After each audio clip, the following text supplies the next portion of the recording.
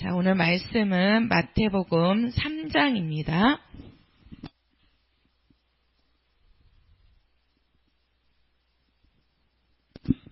마태복음 3장, 우리 13절부터 17절까지입니다. 3장 13절부터 17절까지 우리 똑같이 한 목소리로 읽도록 하겠습니다. 시작.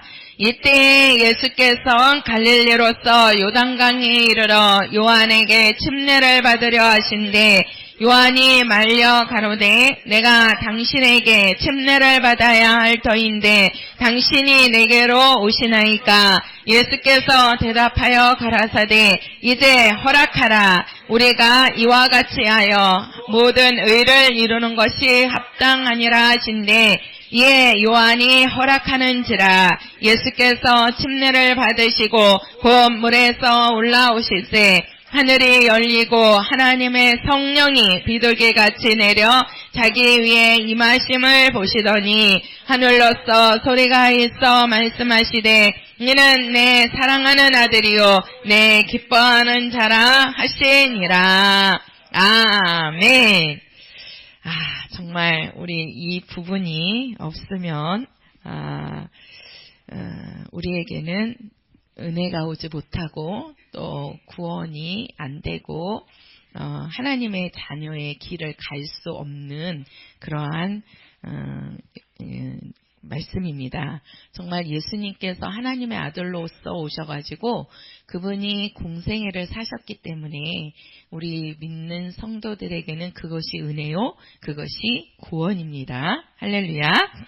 자, 우리 13절에 가서 보면은요, 이때에 이렇게 말씀을 합니다. 이때에 우리가 이 마태복음에 보면은요, 이때라는 그 부분이 3번 나오거든요. 3번. 근데 우리가 이제 그 마태복음 우리가 지금 3장 13절에서 이제 제가 볼게요. 오늘 제목 한번 따라서 해보실까요? 예수께서 받으신 침례. 시작.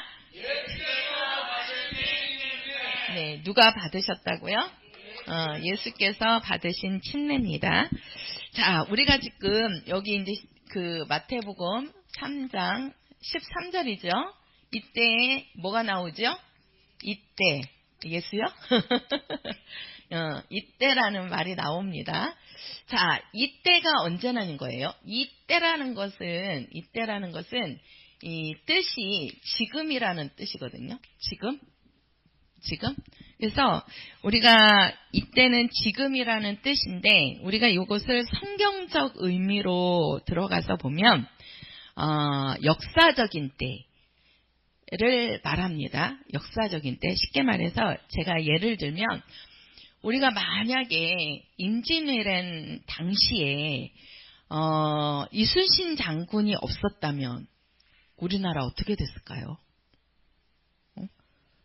그러니까 그 임진왜란 때에 그 이순신 장군이 그 당시에 그런 훌륭한 장군이 우리나라에 이제 태어났고 그 이순신 장군이 있었기 때문에 정말 그렇지 않았으면 우리나라 완전히 일본한테 넘어가는 상황이잖아요.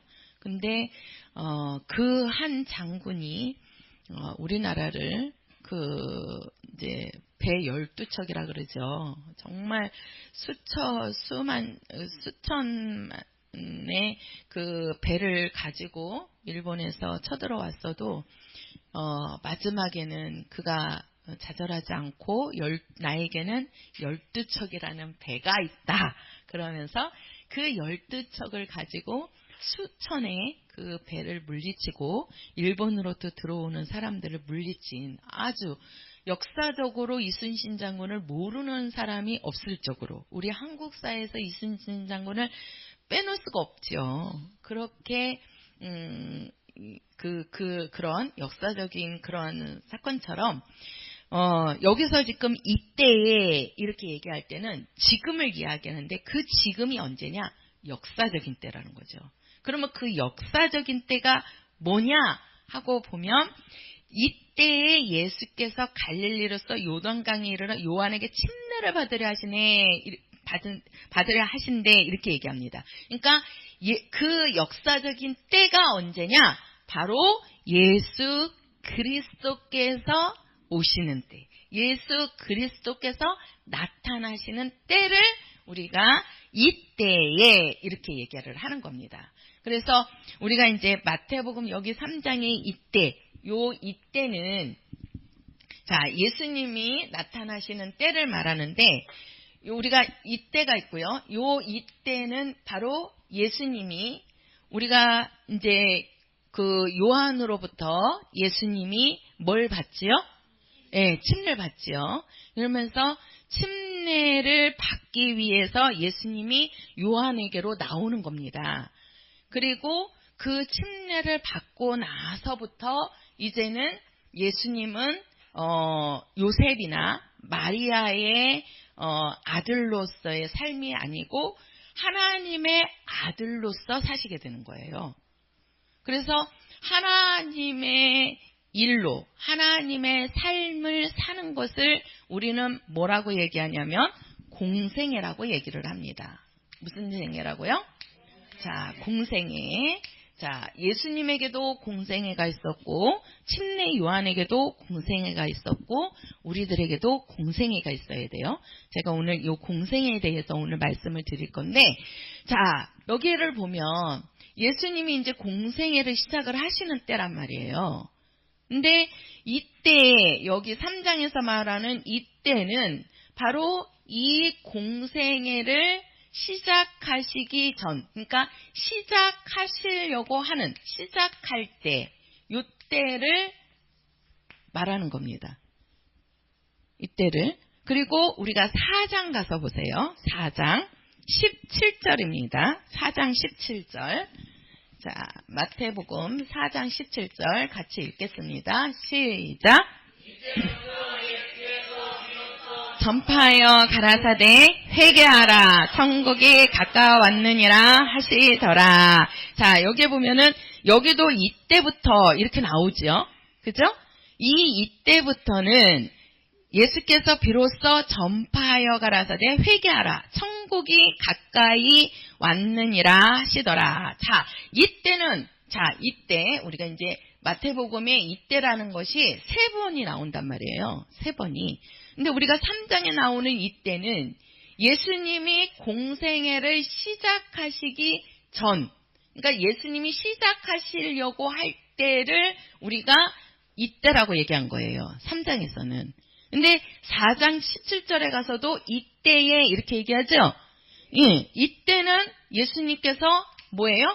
공생애를 실제로 뭐 한 거예요? 그렇지요. 시작해서 일하시는 때. 일하시는 때. 실제로 일을 하시는 거죠. 가서 이제 예수님께서 어떻게 합니까? 가서 이제 복음을 전파하시는 거죠. 예수님이 하신 일을 우리가 복음이라고 하는데 우리가 사복음서를 보면 예수님이 침례를 받고 공생애를 사실 때 예수님이 하신 것이 첫 번째는 천국 복음을 뭐 하셨어요? 전파하셨어요. 그리고 자, 우리가 이제 공생애라고 하는데요. 요 공생애, 예수님의 삶이라는 얘기예요. 자, 예수님은 먼저 뭐 하시고요? 전파하시고, 이게 뭐죠? 복음 전도를 이야기하는 거죠. 자, 그리고 예수님이 뭘 가르치시고, 그렇죠. 복음을 뭐 하고? 가르쳤다는 거지요. 그리고 예수님이 뭐 하시죠? 병든 자를 고치시고, 그죠? 병을 고치고, 그 다음에 누구를? 귀신들을, 그렇죠. 내어 쫓는 일. 그러니까 이 일을 시작할 때가 지금 이때라는 얘기예요. 예수님이 이때에 비로소 이제 하나님의 일을 하시기 하시는 거라는 겁니다. 예, 그리고 마태복음 16장 가서 보세요. 자, 마태복음 16장 21절입니다. 마태복음 16장 21절. 자, 다 같이 읽겠습니다. 시작. 이때로부터 예수 그리스도께서 자기가 예루살렘에 올라가 장로들과 대제사장들과 서기관들에게 많은 고난을 받고 죽임을 당하고 제3일에 살아나야 할 것을 제자들에게 비로소 가르치시니. 자, 여기 보면은 여기도 처음에 이때로부터 나오지요. 그러면 여기에서 이때는 어느 때를 말하는 거예요? 예수님이 이때는 어느 때를 말하고 있죠, 지금? 예수님이 많은 고난을 받고 죽임을 당하고 제3일에 살아나야 할 것을 제자들에게 비로소 가르쳤다. 이렇게 말씀하시잖아요. 그러니까 이때는 언제냐? 공생애로서의 마지막을 얘기하는 거예요. 마지막. 그 공생애의 마지막은 예수님이 뭐 하시는 거죠? 그렇지요. 죽고 부활하시는 거. 그러니까 이 공생애의 지금 마지막을 얘기하는 겁니다. 마지막 때라는 거를. 그러니까 지금 이때라는 것이 세 개로 나누어지는 거예요. 예수님이 뭘 받고, 자, 여기는 이제 우리가 잘 봐야 돼요. 예수님이 요한으로부터 침례를 받고 그때가 이때라는 얘기예요. 이게 시작이 되는 거예요. 그러니까 우리는 이 앞에 그냥 성경 읽을 때는 이때 이게 아무 의미가 없는다고 생각을 하고 있는데 이 단어 하나에도 벌써 이 예수님의 생애가 들어가 있는 거예요. 예수님의 생애가. 그래서 우리가 이때 이거는 예수님의 공생의 시작을 하기 위한 준비 단계를 얘기하는 거고 그 준비 단계가 뭐라는 거예요? 침례받는 일이라는 거죠. 침례받는 일이라는 거예요. 그리고 그분이 침례를 딱 받고 이제 하나님의 아들로서 하늘에서 음성이 들리잖아요. 이는 내 사랑하는 아들이요 내 기뻐하는 자라. 그러면서 이제 예수님이 실제로 하나님의 아들로서의 삶을 사시는 겁니다. 그 삶이 그분이 전도하시고 가르치시고 병 고치시고 귀신 쫓는 일을 하셨다는 거예요. 이거를. 그리고 이제 마지막에 예수님께서 그 공생애의 마지막 일이 바로 뭐냐? 이게 예수님이 죽고 뭐 하시는 일이에요? 부활하시는 일. 요렇게. 그래서 예수님의 생애가 요렇게 나누어진 거예요.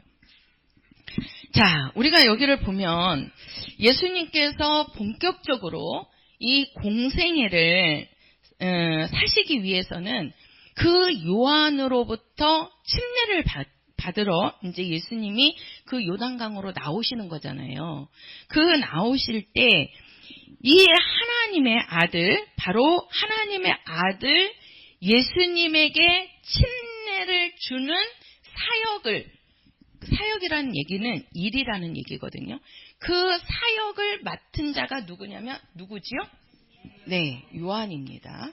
우리가 이제 이 요한은 성경에 이 요한 말고도 또 사도 요한이 나오죠. 예, 근데 요 사도 요한이 아니고 여기에서 요한은 우리가 이 앞에다가 침례를 줬다 그래갖고 침례 요한 이렇게 얘기를 하는 거예요.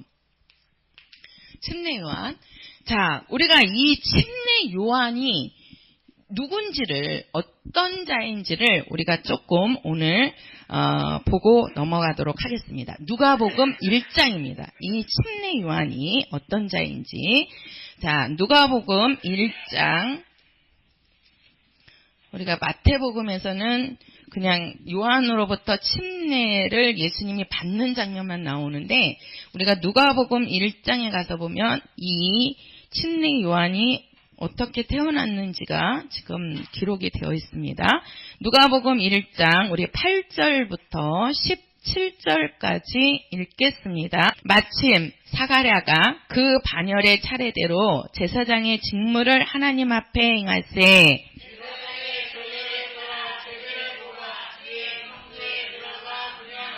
모든 백성은 그 분향하는 시간에 밖에서 기도하더니 사가랴가 보고 놀라며 무서워하니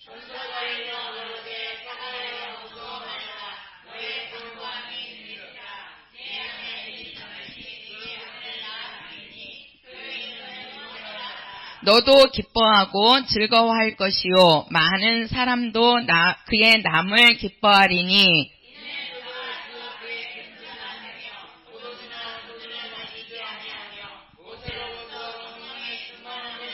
이스라엘 자손을 주 곧 저희 하나님께로 잡으세요. 이스라엘 자손을 저희 하나님께로 많이 돌아오게 하겠음이니라.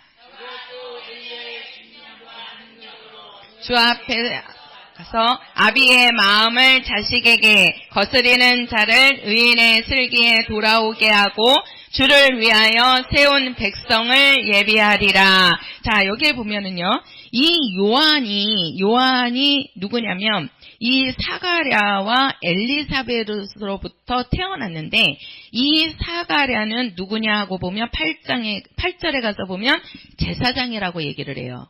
그쵸? 제사장. 그러니까 이 제사장에게 이제 원래는 이 사가랴하고 엘리사벳이 나이가 많아가지고 아이를 낳을 수가 없어요. 잉태할 수가 없는 거죠. 나이가 많이 이제 들어서. 근데 그 제사장에게 천사가 나타난 거예요. 천사가 와갖고 뭐라 그러냐면 너에게 아들이 있을 것이다. 아들이 있을 것인데 그 아들의 이름을 요한이라 해라. 이렇게 얘기해요. 요한이라고 해라. 그러면 그 요한은 여기에 보면은 그 엘리사벳의 잉태하는 순간부터 그는 모태로부터 성령 충만함을 받았다 그랬어요.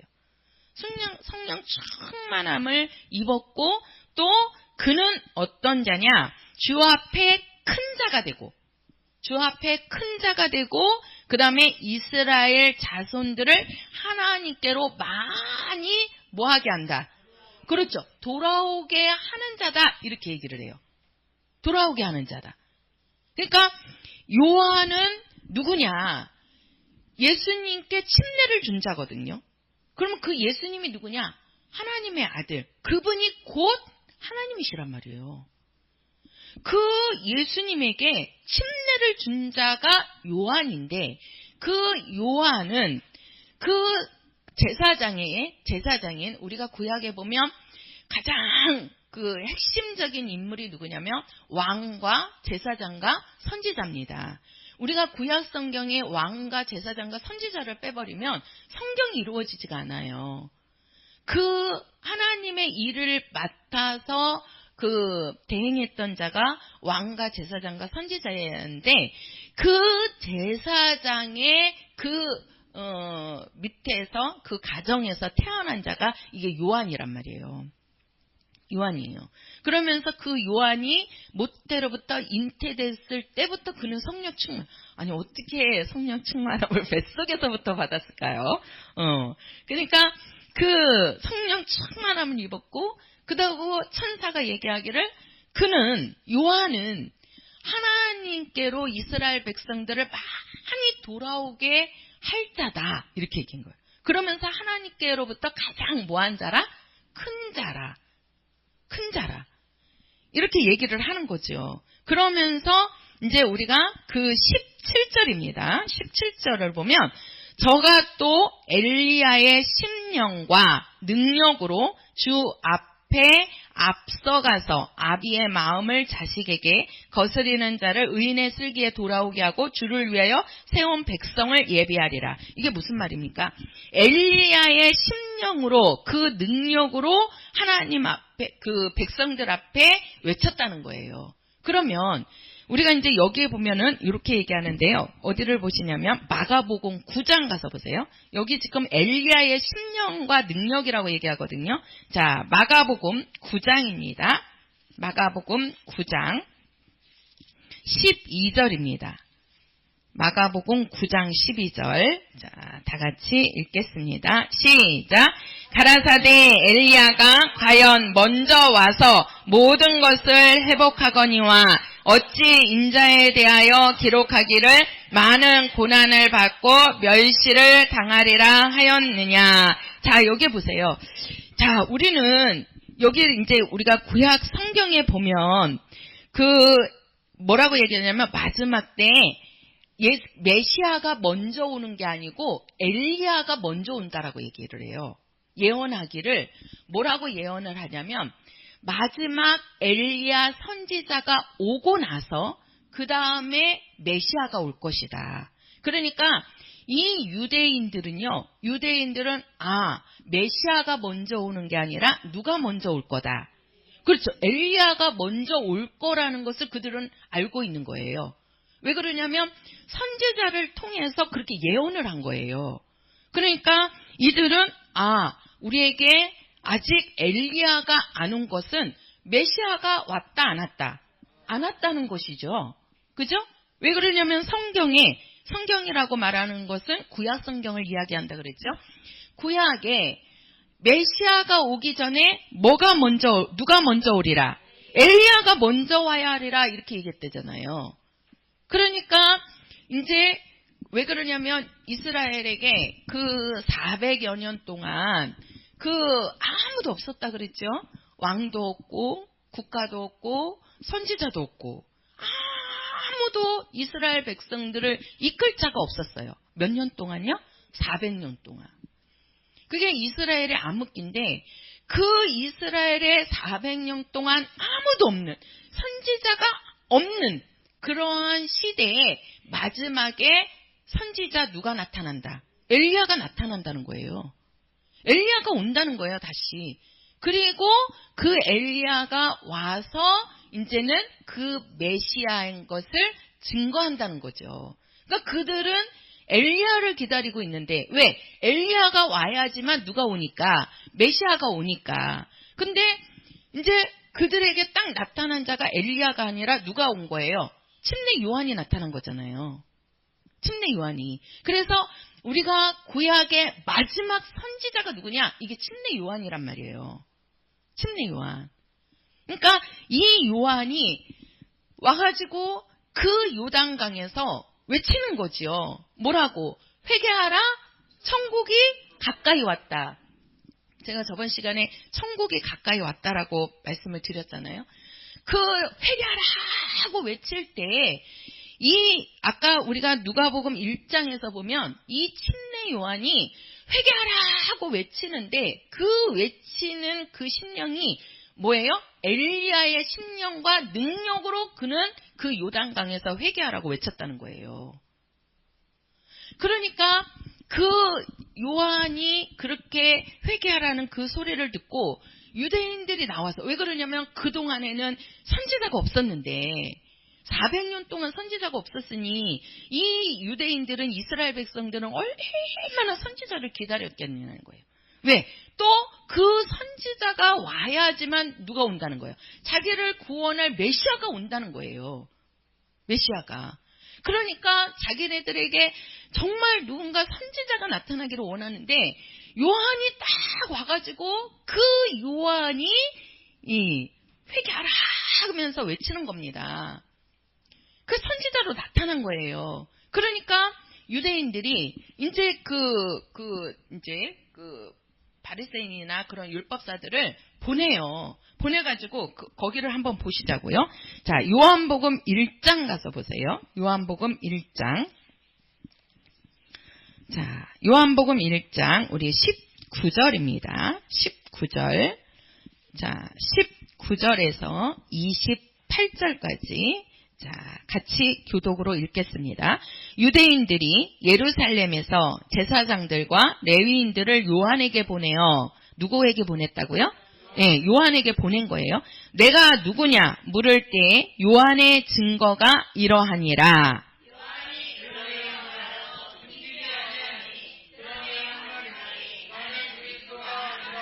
또 묻되 그러면 무엇? 내가 엘리야냐?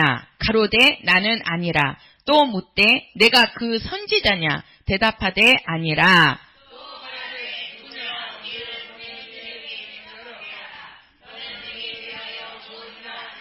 가로되 나는 선지자 이사야의 말과 같이 주의 길을 곧게 하라고 광야에서 외치는 자의 소리로라 하니라. 또 물어 가로되 내가 만일 그리스도도 아니요 엘리야도 아니요 그 선지자도 아닐진데 어찌하여 침례를 주느냐.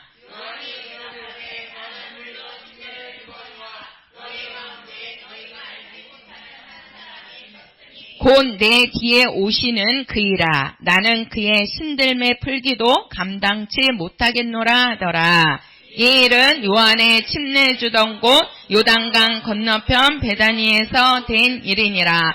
자, 이제 400년 동안 선지자가 없던 그때에 요한이 딱 나타나서 요단강에서 침례를 주면서 회개하라 하고 외치는 거예요. 근데 그 당시 유대인들은 그 구약 성경에 여기 보면 이사야 선지자라고 얘기하잖아요. 그 선지자의 예언에 뭐라고 얘기하냐면 메시아가 오기 전에 엘리야가 먼저 오리라 이렇게 얘기를 한단 말이에요. 그러니까 이 유대인들은 항상 메시아가 오기 전에 엘리야가 올 것이다. 엘리야 선지자가 먼저 올 것이다. 그들은 기다리는데 거기에 침례 요한이 딱 나타나가지고 회개하라 하고 외치는 거예요. 그러니까 이 유대인들이 이제 잘 보니까 왜 그러냐면 구약의 엘리야는 정말 많은 능력을 행했단 말이에요. 능력이 많이 나타났잖아요. 그런데 이 침례 요한을 보니까 능력은 안 나타나는데, 그죠? 우리가 침례 요한은 능력을 행한 부분이 없어요. 오직 이 침례 요한은 뭘 줬어요? 침례만을 주거든요. 보니까 분명히 엘리야는 능력이 나타나는 선지자였는데 이 침례 요한을 보니까 능력은 나타나지 않는데 전도를 한단 말이에요. 그러면서 회개하라고 외친단 말이에요. 그거는 회개하라고 하는 것은 오직 선지자만 할 수 있거든요.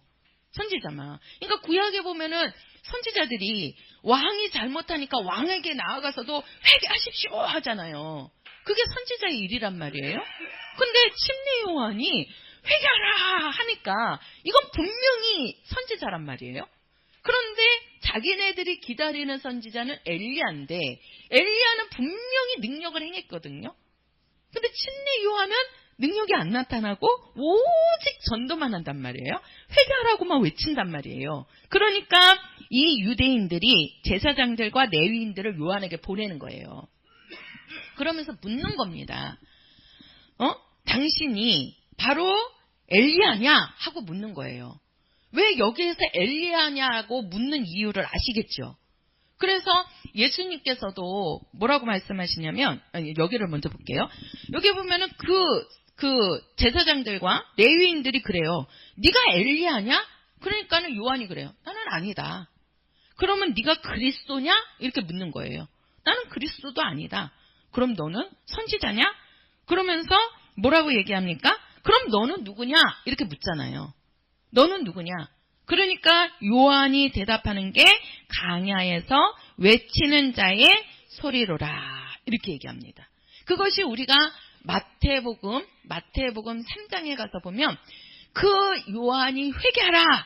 천국이 가까웠느니라. 그러면서 나는 주의 첩경을 뭐하는 자라. 그렇죠. 예비하고 평탄케 하는 자라. 그러니까 예수님이 오시는 길을 나는 예비하는 자라. 이렇게 얘기를 해요.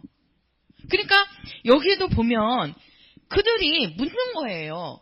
왜 그러냐면 유대인들은 그게 확실하단 말이에요. 왜 그러냐면 그들은 성경을 믿잖아요. 성경을. 근데 그 성경에, 구약 성경에 엘리야가 먼저 오고 그 다음에 메시아가 오는 건데 자기네들은 아직 메시아가 안 왔단 말이에요. 그러면은 먼저 누가 와야 돼요? 엘리야가 먼저 와야 되는 거예요. 엘리야가. 근데 요한이 나타나서 회개하라 그러니까 회개하라고 하는 것은 선지자만이 할 수 있으니까 이게 이제 이 사람들이 그러면 요한이 엘리야인가? 이렇게 생각을 한 거죠. 요한이 엘리야인가? 그래서 사람을 보내서 묻는 거예요. 네가 엘리야냐? 그랬더니 아니라고 얘기하는 거죠. 그럼 네가 그리스도냐? 아니라는 거예요. 그럼 너는 누구냐? 나는 뭐라 그래요? 광야에서 외치는 자의 소리라. 그러면서 예수님이 오시는 길을 뭐 하는 거예요? 평탄케 하는 자라. 주의 길을 예비하는 자라. 이렇게 얘기를 해요. 그러니까 이 사람들은 그러면서 자 한번 보세요. 마태복음 16장 가서 보세요. 예수님께서도 마태복음 16장 13절입니다. 13절 오늘 말씀이죠. 오늘 말씀이 아니죠. 자, 마태복음 16장 우리가 13 13절부터 20절까지인데요. 자, 여기서도 보면 예수께서 가이사라 빌립보 지방에 이르러 제자들에게 물어가라사대 사람들이 인자를 누구라 하느냐. 그러니까 예수님이 제자들에게 묻는 거예요. 사람들이 인자를 누구라 하느냐. 이렇게 하니까 더러는 누구라고요? 침례 요한, 더러는 엘리야, 어떤 이는 예레미야나 선지자 하나라 하나이다. 이렇게 그 사람들이 생각하는 이유가 왜 그러냐면 그리스도가 오기 전에, 메시아가 오기 전에 이 선지자가 먼저 온다라는 것을 그들은 구약 성경에 이미 그들은 알고 있기 때문에 자꾸 이 선지자를 지금 말을 하고 있는 거예요. 그러니까 이 유대인들이 원래는 그래서 봐보세요. 구약의 가장 큰 선지자가 누구냐면 엘리야와 이사야 선지자거든요. 대선지자라고 얘기를 하는데 이 엘리야, 우리가 그 율법의 대표는 모세를 말하고 그 다음에 선지자의 대표를 얘기하면 엘리야를 얘기해요. 구약에.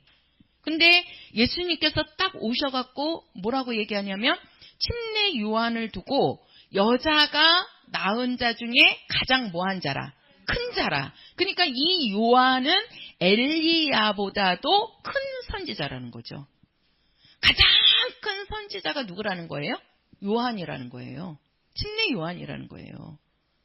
근데 사람들은 그냥 이 엘리야, 구약의 엘리야가 온다라는 것만 이게 갖고 있으니까 이게 그들이 그래서 이 당시에 이 요한이 정말 자기네들이 400년 동안 기다렸던 선지자라는 것을 안다면 이 엘리야를, 그래서 우리가 아까 누가복음 1장에도 이 요한이 광야에서 외칠 때 엘리야의 심령과 능력으로 그가 외쳤다고 하는 것이 정말 그는 엘리야보다도 더 큰 선지자로서 나와가지고 예수님의 길을 평창케 한 자라는 거죠.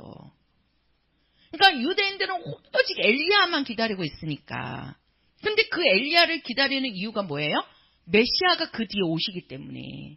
그러니까 그들을 구원할 메시아가 와야 되는데 그 메시아보다 선지자가 먼저 온다라는 말씀이 있으니까. 근데 실제로 400년 동안 아무도 선지자가 없었는데, 한 명도 없었는데 거기에 마지막 선지자 침례 요한이 나온 거잖아요.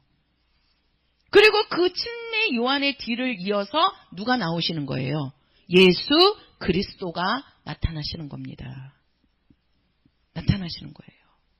그래서 여기에 보면 정말 이 유대인들이 그 당시에 이 침례 요한이 엘리야 선지자를 대신해서 왔다는 것을, 엘리야 선지자로 왔다는 것을 그들이 인정을 했다면 예수가 그리스도인 것을 그들은 믿었을 거라는 거예요.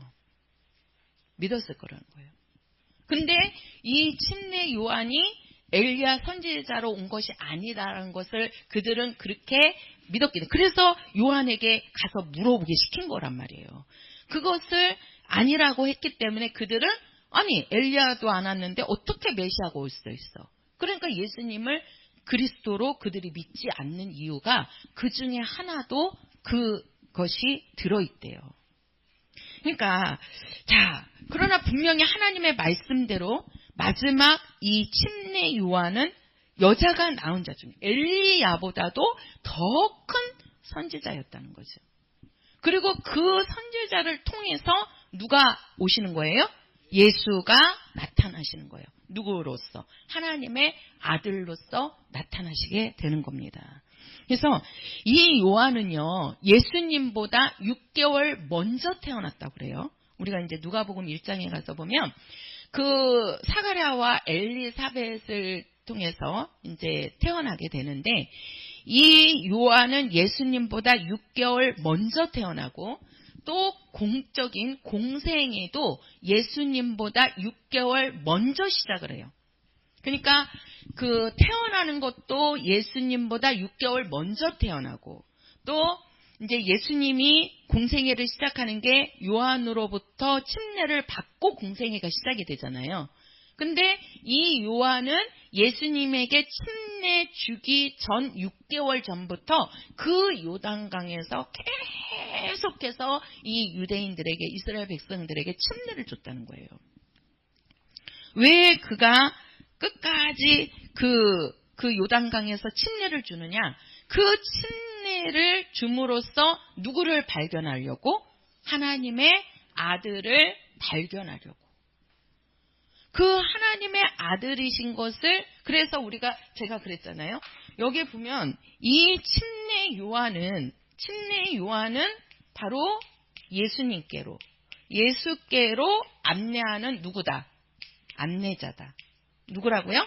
안내자다. 그래서 아까 우리가 누가복음에도 뭐라 그러냐면, 요한은 누구냐? 천사가 나타났잖아요. 요한은 누구냐? 그 이스라엘 백성들을 하나님께로 많이 모할 자라. 그렇죠. 많은 사람들을 하나님께로 인도할 자라. 이렇게 얘기하잖아요. 그게 누구예요? 안내자란 얘기예요. 그러니까 이 요한은 바로 뭐예요?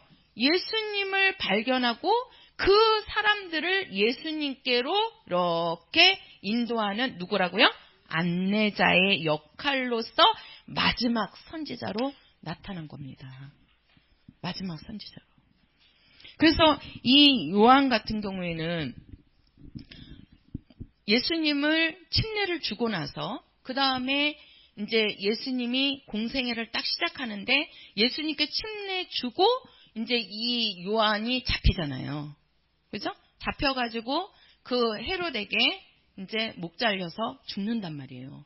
그러니까 예수님은 30세에 침례를 받고 그 다음에 3년 반 동안 하나님의 아들로서 공생애를 사시거든요. 그러니까 예수님은 33년 6개월을 이 땅에서 머물고 하늘로 올라가신 거예요. 죽음을 맛보시고 그 다음에 부활하셔서 하늘로 올라가셨는데, 침례 요한 같은 경우에는 예수님께 침례를 주고 그 다음에 잡혀서 바로 죽어요. 그러니까 이 요한은 30세 정도 산 거죠. 그죠? 예수님보다 좀 덜 산 거죠. 그러니까 30세를 사는데, 이 30세를 살면서 이 침례 요한은 하나님 앞에 가장 영광스럽고 큰 일을 한 사람입니다. 가장 큰 일을 행했던 선지자입니다. 그게 뭐예요? 바로 예수님께, 하나님의 아들 예수께 침례를 주고, 또 뭐예요? 이 많은 사람들을 누구에게로?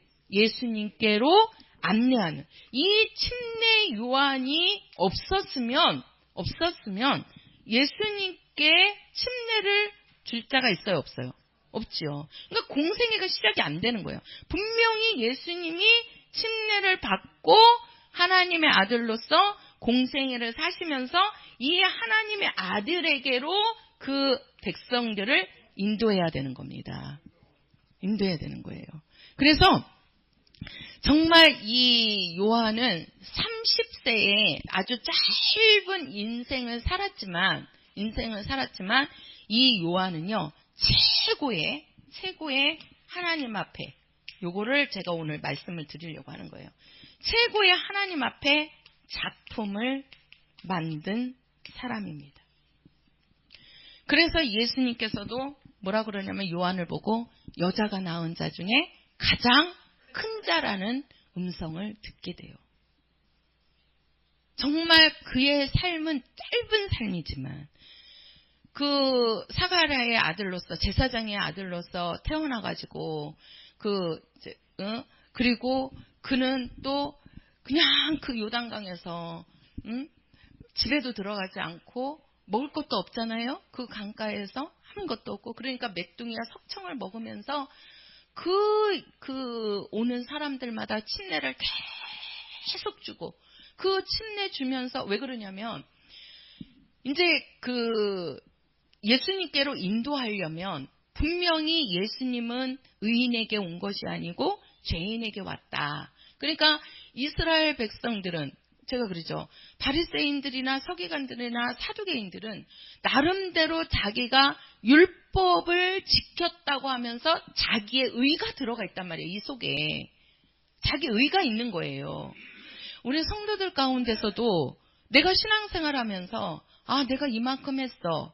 내가 이렇게 헌금도 하고 내가 이만큼 전도도 했고 내가 이만큼 교회도 세웠고, 제가 그런 말도 참 많이 듣거든요. 이렇게 전도를 다니다 보면 특히 이제 장로님들 같은 경우에 나는 여기 교회를 내가 세웠다고 그러면서 이제 교회를 세웠다는 얘기가 그만큼 자기의 물질을 들여서 교회 건축을 했다는 거예요.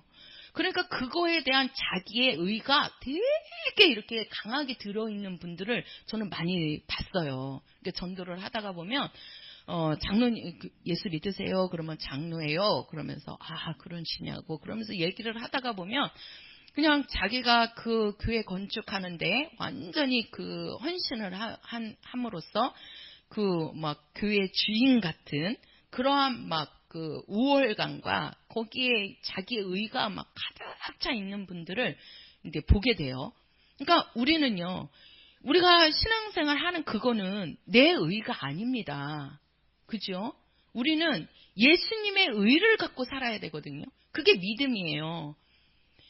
나는 죽을 수밖에 없고 나는 완전히 그 죄인으로서 마귀와 더불어서 지옥 갈 자식이었잖아요. 거기에 하나님의 아들 예수가 오셔가지고 그 예수가 피 흘림으로써 우리는 죄사함을 받은 죄인인데 죄사함을 받은 자란 말이에요. 그러니 우리는 얼마나 예수님께 감사해야 되고 그 예수님의 의가 없으면 우리는 완전히 지옥 자식으로서 불꽃등 지옥불에 들어가야 될 자들이란 말이에요.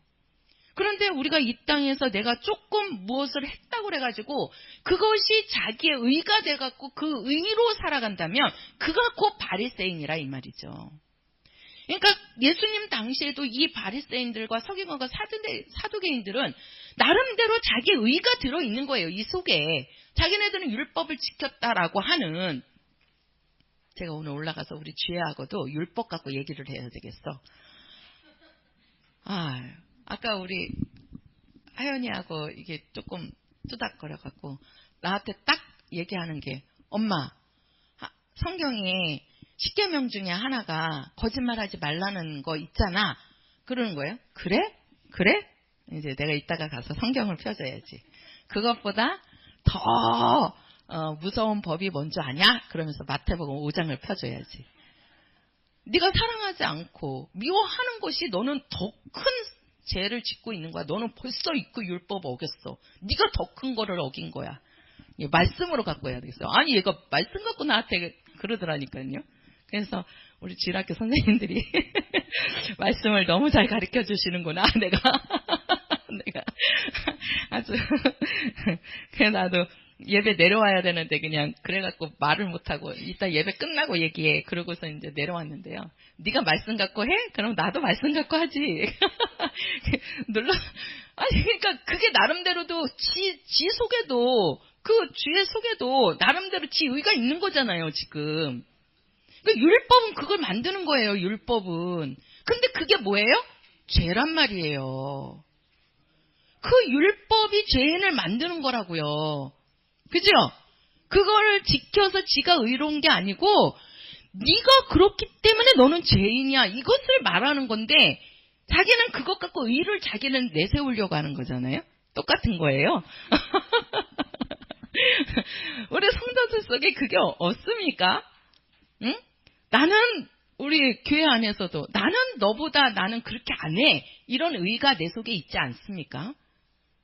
그 의가 있으면 안 됩니다. 우리는 다 내려놔야 돼요. 예수의 보혈 앞에 우리는 다 내려놔서 나는 오직 죄인인데 나는 예수의 피로 구원받은 하나님의 자녀다. 이 감사만이 우리에게 있어야 되는 겁니다. 할렐루야.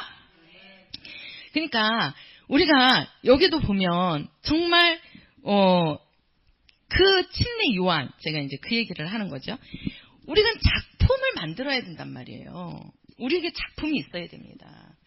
이 침례 요한은요, 정말 자기의 삶에 30년이라는 삶을, 아주 짧은 삶을, 아니 30세에 죽으면 진짜 짧은 삶을 산 거잖아요. 젊은 나이에 죽은 거잖아요. 지금 우리 정규가, 아니 우리 태훈이가 지금 29이지? 그 나이에 죽었다고 해봐요. 얼마나 우리가 안타까워하고 불쌍히 여기겠어요. 근데 그 나이에 그가 순교하면서 그 침례 요한이 들은 소리는 여자가 낳은 자 중에, 그러니까 이 땅에서 가장 큰 자라는 겁니다. 누가? 침례 요한이. 그러니까 자기는 그 짧은 삶을 살면서 하나님 앞에 최고의 영광스러운 작품을 만들고 그는 하나님 앞에 간 자예요. 요한은. 그래서 우리도 정말 하나님 앞에 작품을 만들어야 되거든요. 우리 성도들도 예수님 앞에 정말 작품이 되는 성도들이 되어야 됩니다. 우리 예수님께서 뭐라고 말씀하시냐면요. 우리가 마태복음 28장 가서 볼게요. 그 뒤에. 우리의 작품이 무엇이냐면요. 마태복음 28장입니다. 28장 19절입니다.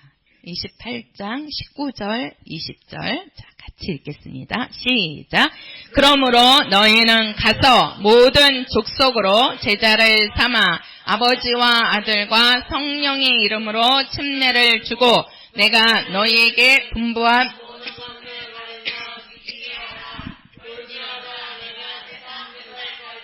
너희와 항상 함께 있으리라 하시니라. 자, 여기 보면 예수님께서 마지막 지상 명령, 이 땅에서 우리에게 마지막 명령을 주신 것이, 말씀을 주신 것이 뭐냐면 너희는 가서 모든 족속으로 누구를 삼아라?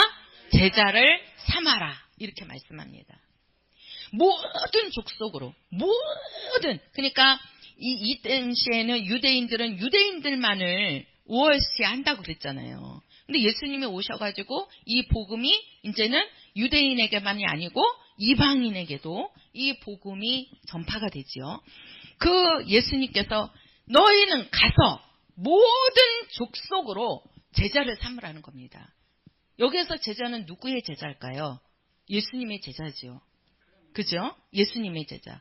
그러면 우리가 예수님께서 뭐라고 말씀하시냐면요. 예수님께서 너희는 스승이 되라 이런 적이 없어요. 우리가 제자가 되기 위해서는, 자, 우리가 제자가 되기 위해서는 누가 있어야 되는 거예요? 분명히 스승이 있어야 되죠. 그렇죠? 스승이 있어야 누가 나오는 거예요? 제자가 나오는 거잖아요. 근데 예수님께서는요, 성경에 너희는 스승이 되라는 말이 하나도 없어요. 스승이 되라는 말이 없어요. 그리고 뭐라고 그래요? 너희는 가서 뭐가 되라? 제자를 삼아라. 제자가 되라는 거예요. 우리가 예수님의 진짜 제자라면, 내가 예수님의 제자라면 나는 모든 족속으로 가서 누구를 삼아야 됩니까?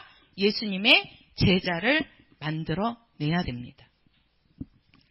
자, 우리가 요한복음 15장에 가서 보면 포도나무의 비유가 나옵니다. 우리가 이제 포도나무가 나오는데 거기에 보면 농부는 아버지시고 하나님 아버지시고, 그죠? 하나님이시고, 그 다음에 예수님은 포도나무고, 우리는 그 포도나무에 붙어있는 뭐다? 가지다. 자, 여기를 잘 한번 보시자고요. 자, 이게 이제 만약에 포도나무라고 이렇게 해보세요. 여기 이제 포도나무예요. 그러면 분명히 예수님은 이제 이 나무를 기르시는 누구라고요? 농부시라는 거죠. 하나님은 요 나무를 기르시는 농부시라는 거예요. 그쵸? 그리고 예수님은 뭐라고요? 포도나무. 예수님은 예수.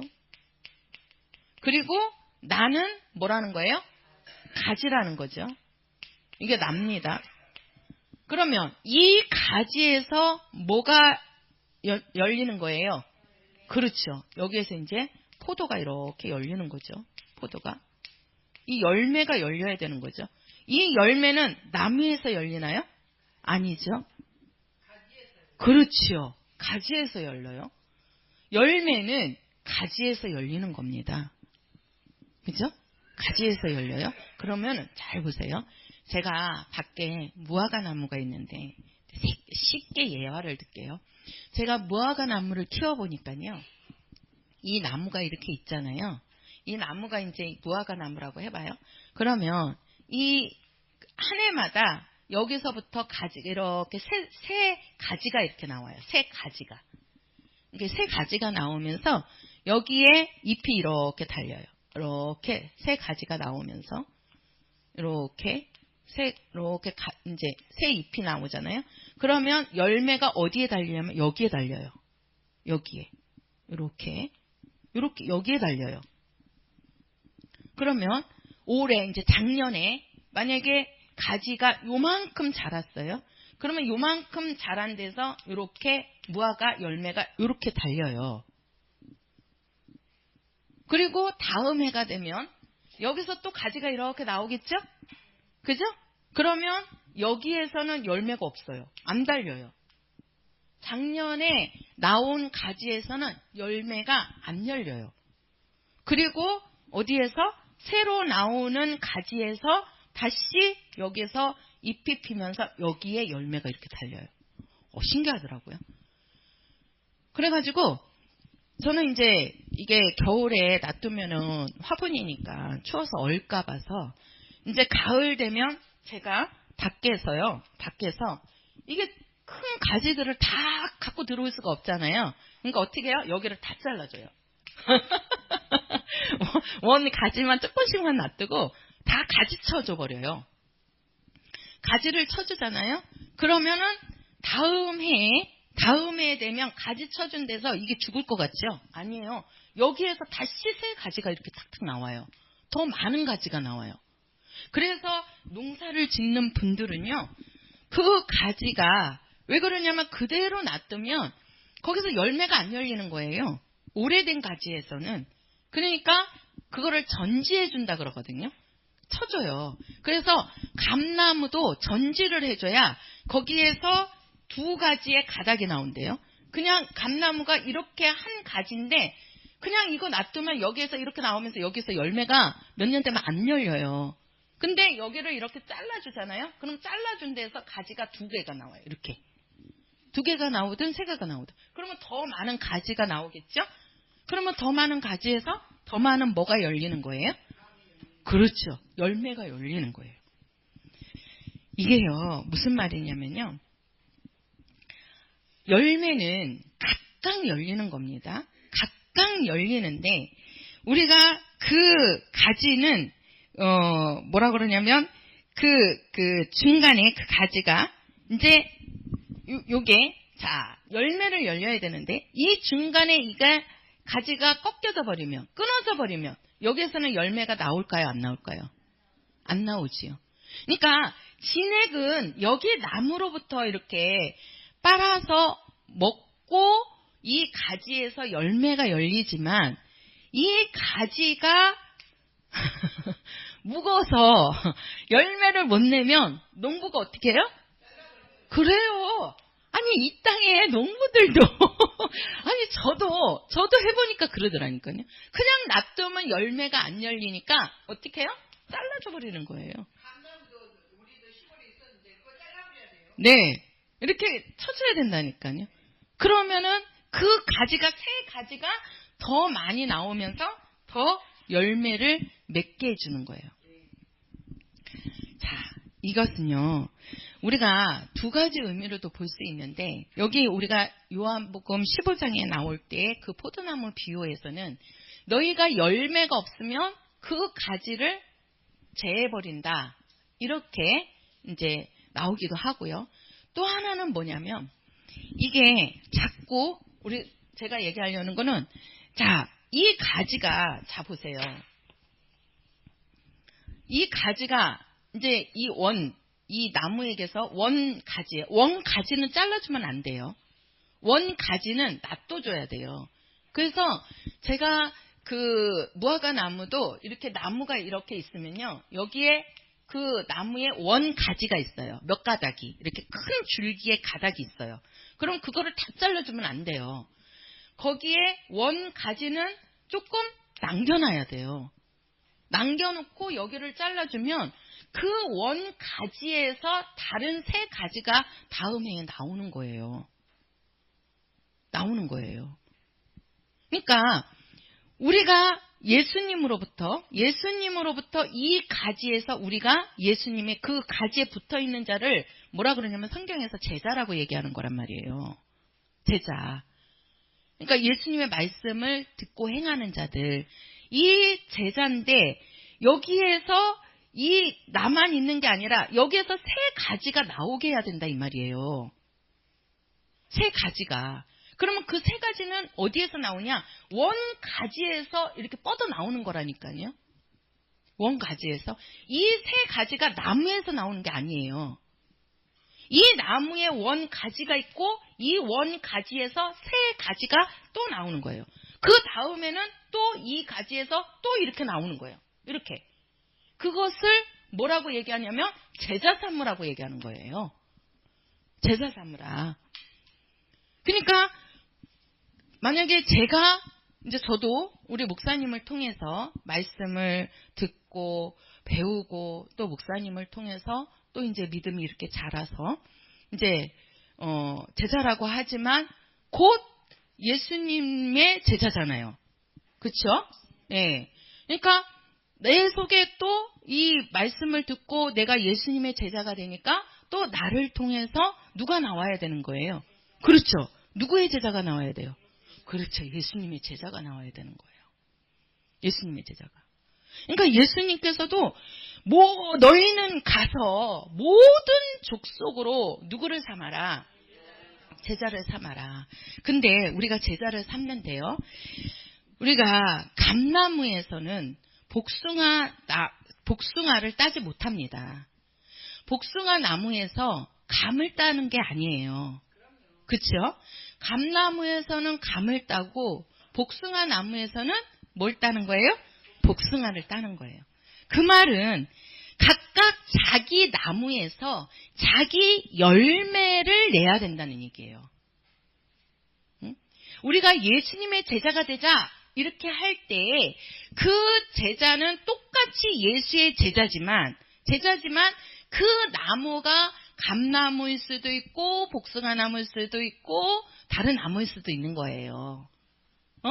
그래서 내 나무는 나라는 나무는 내가 만약에 감나무가 될 수 있고 우리 정규라는 나무는 복숭아 나무가 될 수도 있는 거예요. 그러면은 이 복숭아 나무가 감을 맺으려고 하면 돼요, 안 돼요? 안 되는 거죠. 감나무는 감의 열매를 내려고 해야 되는 거고 복숭아 나무는 복숭아의 열매를 내야 되는 거예요. 그렇죠? 우리가 봐도 그렇잖아요. 아무리 감나무가 복숭아 열매를 맺고 싶어도 복숭아를 딸 수 있어요? 없잖아요. 그죠? 그러니까 그 말은 각각 자기 나무가 있고 각각 자기 열매가 있어야 된다는 얘기예요. 그러니까 여기에 우리 성도들이 이렇게 계시지만 우리 성도들 속에서 각각의 나무로서 나무의 열매를 내야 되는 거죠. 어떤 성도는 다 똑같지 않다는 거죠, 열매가. 그죠? 그러나 분명히 그 나무에는 그 나무에 맞는 뭐가 나타나야 된다. 그렇지요. 열매가 나와야 된다는 겁니다. 한 가지 더 예화를 들면요. 우리가 이런 말이 있어요. 화가는 그림을 그리는 사람이죠. 그림을 그리는 사람인데 이 사람이 살아있을 때 그 그림은 인정을 못 받았는데 그 화가가 죽고 난 다음에 그 그림의 진가를 보게 돼가지고 그 그림이 아주 유명해지는 그림이 나오기도 하죠. 있죠. 그지요? 또 음악가 같은 경우에도 정말 그가 그 당시에 작곡을 한 음악인데 막 이제 뭐 피아노 소나타라든가 막 소나타만 있는 게 아니라 뭐 여러 곡이 있잖아요. 예.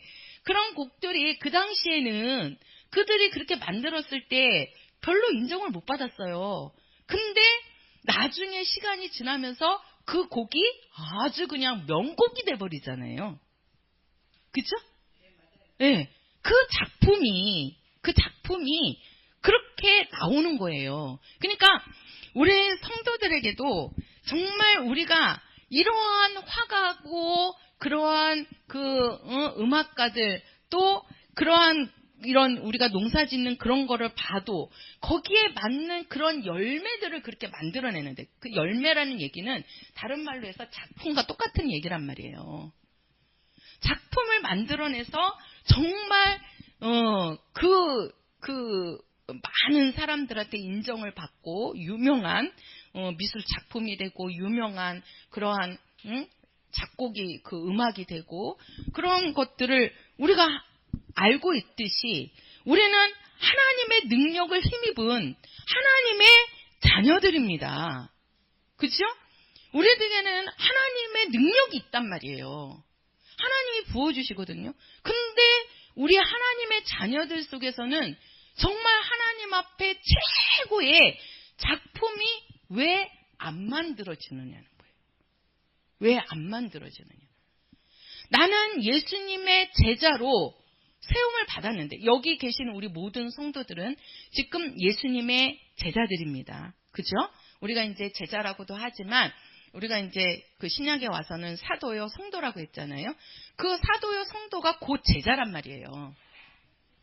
우리는 제자가 됐는데 제자된 나에게서는 또 다른 제자가 막 나와야 되거든요. 또 다른 제자가. 그죠? 나에게서 또 다른 제자가 나오고 그 제자에게서 또 다른 제자가 나오고 또 그 사람에게서 또 다른 제자가 나오고 계속해서 제자를 삼아 나가야 되는 거예요. 우리는. 그게 곧 예수님의 제자를 세우는 거란 말이에요. 근데 나는 말씀을 듣고 성령을 받아서 구원받아 하나님의 자녀가 되고 제자가 되었는데 제자인 나에게서는 왜 또 다른 제자가 안 나오는 거예요? 또 다른 가지가 나에게서 왜 안 나오느냐는 거죠. 그것을 바라보는 농부의 심정은 어떻겠느냐는 거예요. 그 농부의 마음은. 그 나무에게서 열매를 기다리고 있는 게 농부거든요. 그죠? 저도 여기에 이게 그래서 저는 이 꽃보다도 가시스를 참 좋아해요. 가시스를. 왜 그러냐면 그 가시스를 보면 그 열매가 달리는 거를 보면 마음이 되게 좋아요. 저는 그 열매 달리는 걸 보면 제가 여기 그래서 조금 이제 토마토 나무도 하나 심어놓고 고추도 하나 심어놓고 그랬는데 그거를 이렇게 바라보고 있으면 거기에 고추가 달리고 거기에 토마토가 달리고 거기에 무화과가 이렇게 달리는 모습을 보면 정말 이 마음이요 되게 이렇게 막 이렇게 조금 이렇게 우울했다가도 마음이 이렇게 기분이 좋아져요. 그걸 보면 야 이쁘구나 이렇게 네가 이렇게 익어가고 이렇게 커가지고 이렇게 익어가는 모습을 보면 너무 이렇게 마음이 이게 흐뭇한 거예요. 그래서 이제 저는 이렇게 가시스를 많이 좋아하는데 그게 농부의 마음이요. 그게 예수님의 마음이시지 않을까. 하나님 아버지의 마음이시지 않을까. 정말 우리들을 통해서 정말 예수님의 제자를 만들어 놓고 또 그 사람을 통해서 또 제자가 나오고 그러니까 나 하나만 잘 되고 끝나버리면 또 다른 예수님의 제자가 나올 수 있어요? 없어요? 있어요? 없어요? 없어요. 최고로 잘하는 사람은요. 나라는 이 가지에서 계속 또 다른 가지를 만들어내는 겁니다. 이게 진짜 최고의 가지인 거예요. 이 가지에게서 또 다른 가지가 안 나오고 또 다른 가지가 안 나오면요. 이 가지는 결국은 잘라져 버립니다. 잘라지는 거예요. 내가 살기 위해서 나를 통해서 또 다른 제자를 만들어내야 돼요. 그것을 제가 한번 알 수 있는 것이 정말 제가 신앙생활 하면서 많은 어려움을 겪었을 때가 있었거든요. 근데 그때에 제가 우리 엄마를 전도하고서 제가 그랬잖아요. 우리 엄마 전도할 때 저 진짜 힘들었거든요. 진짜 제가 얼마나 우리 가족들 전도하려고 눈물을 흘리면서 기도를 얼마나 많이 했는지 몰라요. 그래서 저는 기억이 나요. 그걸 알기 때문에 그 7년 되는 때에 제가 오죽하면 제가 그랬다니까요. 우리 식구들을 보면 완전히 불교 유교에 젖어가지고 도저히 예수 믿을 사람들이 아닌 것 같아요. 그래가지고 야, 우리 식구들은 전도하려면 그렇게 갖고는 전도가 안 되겠다. 그래서 제가 뭐라고 기도하냐면 하나님, 나는 내 속에 분명히 하나님이 계시다는 것을 우리 가족들한테 보여줘야지만, 현상으로 보여줘야지만 믿고 돌아올 것 같습니다. 그러니까 나는 내가 얼마든지 감당할 수 있는 힘이 있으니까 나에게 귀신이 제가 그랬잖아요. 귀신이 들어와서 그 귀신이 나가고 하나님의 말씀으로 그런 현상을 다른 현장이 없는 거예요. 뭘로 보여줘요. 그래가지고 그렇게 기도했는데 진짜요. 진짜 할머니 귀신이 내 속에 딱 들어오는데요.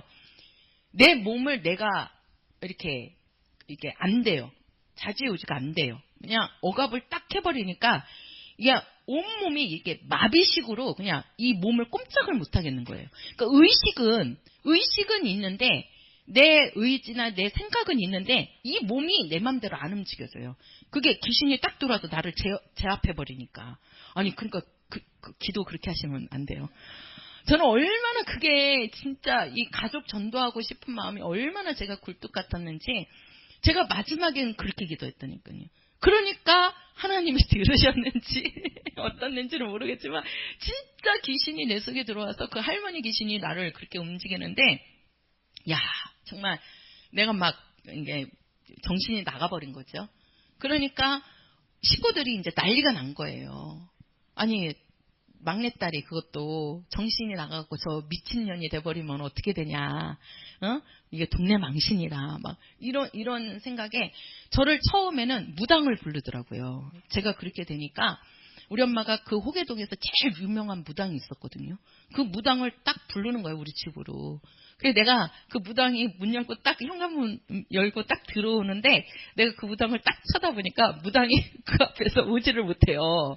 그 문 앞에서. 그러더니 그 무당이 우리 이제 그 부모님이고 오빠들이 다 있었거든요. 근데 거기에서 뭐라고 얘기하냐면 제 속에 들어있는 신이 자기가 섬기는 신보다 더 높대요. 그러면서 나는 쟤를 어떻게 할 수 없으니까 교회로 데리고 가라고. 무당이 그 식구들 다 있는 데서 나는 어떻게 할 수 없으니까 교회 데리고 가라고. 그리고서 무당이 가버렸어요. 그러니까 이제 우리 엄마 아버지고 오빠들은 쟤를 살리려면 어디로 가야 된다? 교회로 가야 된다. 교회에 나가는 것 때문에 그렇게 핍박을 했는데 결국은 쟤를 살리려면 교회를 가야 된다는 거예요. 무당을 불렀는데 그렇게 얘기하니까 어디로 갈 수가 없잖아요. 그래가지고 옆에 있는 그 당시에 일신교회였거든요. 거기에 나를 데리고 간 거예요. 근데 이제 거기서는 그러한 영적인 것을 해결을 못 해주는 교회예요. 그러니까 나를 가운데다 세워놓고 찬양만 부르시는데 귀신이 더 발작을 해갖고 그러니까 그 성도들이 다 가시더라고. 그러니까 결국은 이제 와가지고 목사님 불러가지고 이제 목사님이 이제 이렇게 불러내니까 할머니 귀신이 나와가지고 그 할머니 귀신이 옛날에 있었던 얘기들을 다 하는 거예요. 그것을 우리 엄마 아버지가 다 들은 거예요. 그러면서 야, 이건 아니구나. 그러면서 그때 뭐라고 얘기하냐면 나는 조상을 섬기면서 딸을 죽이느니 나는 조상 섬기지 않고 나는 딸을 살리려고 교회 가겠다. 우리 엄마가 거기서 결론을 내린 거예요. 그래갖고 그 주에 우리 엄마가 교회를 나오시게 된 거예요. 우리 엄마가 지금 안 계시는데 교회를 나오시게 된 거예요. 우리 엄마가 처음에 교회 나올 때요. 교회 차에서요. 완전 대성통곡을 했어요. 나는 기억해요. 딸 잘 둬가지고 내가 교회 끌려간다고 억울해가지고 그 차 안에서 그렇게 우시는 거예요. 그렇게 우시더라고요. 그래도 뭐 결국은 하나님의 자녀를 만들었잖아요. 그죠? 네. 네. 네. 그러니까 그게 바로 뭐냐면 정말 그렇게 전도한 엄마인데 야, 내가 신앙이 흔들려 버리면 우리 엄마 영혼은 어떻게 될까가 걱정이 되는 거예요. 그래서 우리 엄마 때문에 제 신앙을 지키게 되었어요. 결국은 결론이 저는 엄마를 전도해놓고 엄마가 교회를 나오시니까 제가 진짜 신앙에 흔들려서 놓고 싶을 때도 뭐라고 그러냐면 우리 엄마 때문에 내가 우리 엄마를 전도를 어떻게 했는데 저 영혼이 만약에 내가 지금 교회를 등지고 가버리면 우리 엄마 영혼은 어떻게 될까? 한번 이렇게 시험 든 영혼이 회복된다는 건 진짜 힘들거든요. 그러니까 정말 그거 보고 우리 엄마 보고 내 믿음을 지켰다니까요. 그게 바로 뭐냐면요. 제자 효과예요. 제자 효과. 내가 정말 교회 안에 전도한 영혼이 있다면, 전도한 사람이 있다면, 전도하에서 내가 앉혀놓은 사람이 있다면 나에게 신앙이 어떤 어려움이 오도 그 사람 때문에 흔들릴 수가 없는 거예요. 내가 흔들리면 그 사람도 흔들리게 되니까. 그죠? 그래서 제자를 삼는 게 아주 중요한 겁니다. 제자 삼는 게. 그 제자 삼는 것이 곧 내 영혼을 보호하고 지키는 일입니다. 저는 그거를 확실하게 알아요. 제가 그거를 엄청 강하게 제가 겪었기 때문에 정말 그래서 우리에게는 제자가 있는데 이제 시간이 그랬으니까 제가 전도서 그냥 얘기할게요. 전도서 1장 2절에 보면 그 전도자가 뭐라고 얘기하냐면요. 헛되고 헛되니 모든 것이 해 아래 있는 모든 것이 헛되도다. 이렇게 고백을 해요. 그것이 우리가 많은 사람들은 많은 믿는 목사님들은 뭐냐고 하면 우리 인생은 이렇게 허무한 것이다. 이렇게 얘기를 하는데요. 인생 허무를 말하고자 하는 게 아니에요. 그것은 바로 여기서 헛되다는 것은 바로 뭐냐면요. 하나님 없이 예수님 없이 이 해 아래 있는 모든 수고와 우리 인생은 헛되다는 것을 이야기하는 겁니다. 우리 인생이 이 육체의 인생이 헛되다는 것이 아니고 하나님 없는 삶이 예수님 없이 사는 삶이 이 땅에서의 모든 일들은 헛되고 허무한 일이라는 것을 말하고 있는 거예요. 제가 한 가지만 더 예화를 드리겠습니다. 어떤 사람이 80년을 살면서 예수 믿지 않고 죽었습니다. 그 사람의 삶은 진짜 헛된 삶입니다. 헛일한 거예요. 80년을. 그리고 영원한 삶 속에서 얼마나 진짜 힘든 삶은 얼마나 저주받은 삶을 살아야 됩니까? 그 사람은. 80년도 헛된 삶을 살았는데 영원한 삶 속에는 완전 영벌이잖아요. 지옥불에서 영원히 살아야 되잖아요. 그런데 그 사람이 80년은 예수님을 몰랐는데 81세에 가서 그 사람은 예수님을 만났어요. 그러면 잘 보세요. 81세에 예수님을 만났어요. 그 사람의 삶은 이 80년이라는 예수님을 만나지 못하고 80년을 살다가 죽으면 그 사람은 진짜 헛된 삶이고 완전히 저주받은 삶이지만 80년은 예수님을 몰랐다가 81세에 예수님을 만났다가 해보세요. 그러면 그 사람의 80년의 삶은요 아주 귀한 시간이에요. 왜? 예수님을 만나기 위한 시간이기 때문에 그렇습니다. 이게 제가 언제 한번 이런 말씀을 드렸었죠. 내가 가정에서 남편으로부터 핍박을 당합니다. 그 핍박을 당하는 것이 그냥 육신으로 받는 핍박이라면 그 사람의 삶은 불행한 삶입니다. 그런데 내가 30년을 그렇게 남편한테 핍박을 당하고 억울함을 당하고 정말 허드렛 일에 그렇게 힘든 삶을 살았어도 그가 31세 그 남편을 전도해서 하나님의 자녀로 하나님의 제자로 만들었다면 그 사람의 30년의 삶은 아주 귀한 삶입니다. 한 영혼을 전도하기 위해서 그가 핍박을 받고 인내를 하고 그 고난을 받은 그거는요, 하늘나라에서 엄청난 영광이 있는 삶이 되어버립니다. 마찬가지예요. 80년을 예수님을 모르고 사는 삶은 정말 헛일이란 말이에요. 그래서 헛되다 이렇게 헛된 삶을 산 거예요. 근데 예수님을 딱 만나면 그 전의 삶이 아주 귀한 삶이 돼버리는 겁니다. 똑같은 육체의 시간을 가졌다 할지라도 우리가 가스나무를 보면은요, 어떤 나무는 몇 개월 안에 열매를 맺는 나무도 있어요. 토마토 같은 경우는요, 한 달, 두 달이면요, 열매가 열려요. 그냥 뿌리만 내리면요, 바로 이게 올라오면서 바로 꽃이 피고 꽃이 떨어지면서 바로 열매가 맺어버려요. 그거 얼마 안 걸려요. 몇 달 안에 열매가 열리거든요. 근데 대추나무나 사과나무 같은 경우는요, 5, 6년이 걸려야 된대요. 내가 사과나무를 심어놓고 바로 열매를 따는 것이 아니고 5년에서 6년 동안 그 나무를 키워야지만 그때 비로소 열매가 열리기 시작한대요. 내 나무가, 어떤 나무는 10년의 나무가 될 수도 있고 30년의 나무도 될 수도 있고, 아까 제가 말씀드린 것처럼 그 사람은 81세의 나무가 된 겁니다. 나무가 된 거예요. 근데 그 나무라 할지라도 예수님을 만나지 못했다면 정말 헛된 삶을 사는 거고 헛된 나무가 되는 거예요. 그 나무는 완전히 그냥 저주받은 나무가 돼버리는 거죠. 그죠?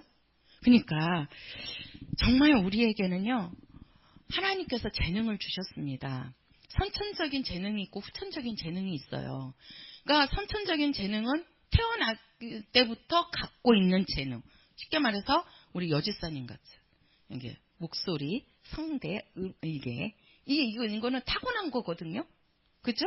노력해서도 되겠지만 제가 볼 때는 타고난 그런 부분이 있어요. 또 후천적인 재능이 있죠. 내가 노력해서 받는 재능이 있어요.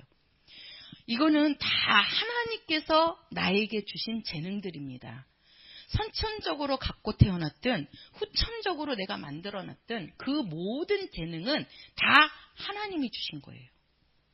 그 하나님이 주신 그 재능을 가지고 우리는 하나님 앞에 정말 후회 없는 삶을 살아야 되는데, 우리 육체가 있는 동안에 우리 영혼을 위해서 잘 써야 되고, 또 더 나아가서는 내가 하나님의 자녀로 거듭나는 그러한 길을 만들어야 되고, 그렇지 않으면 자기의 작품을 만드는 일에 우리가 이 육체를 잘 사용해야 됩니다. 한번 따라서 해보실까요? 나는 하나님의 최고의 작품이다. 그렇지요. 나는 하나님 앞에 최고의 작품. 하나님이 나를 최고의 작품으로 만들어 주셨습니다. 할렐루야. 얼마나 감사합니까?